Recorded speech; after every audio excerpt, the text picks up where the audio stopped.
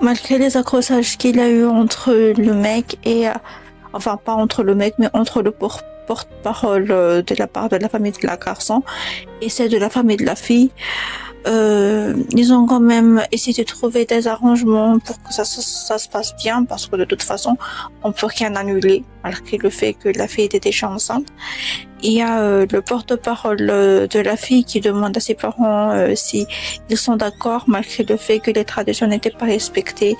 que malgré le fait qu'il y a eu des trous dans dans, dans les hiérarchies qui étaient censées être dites pour les enveloppes, vous voyez. Donc il y a la porte-parole de la fille qui n'accepte pas trop cette situation et exige qu'on paye, on paye, mais on donne davantage, que qu'il y a des coutumes à respecter, qu'il y a des formes, des choses qu'il faut faire. Et ça, c'est le grand-père de la mariée, de la fille,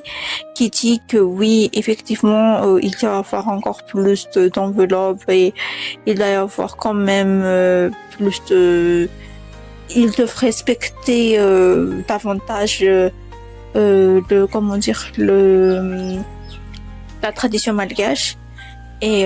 voilà, donc on a improvisé, la famille a cotisé pour que ça se passe et tout ça. Et en quelques minutes de parlante entre la famille,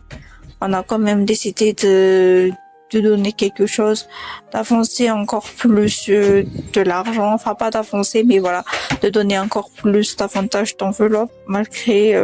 que c'était pas prévu de la famille.